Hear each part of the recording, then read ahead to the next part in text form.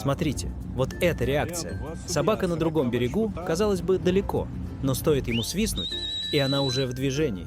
Не просто свист, а тот самый, уникальный, тот, который знают только они двое. Это как пароль, который открывает дверь.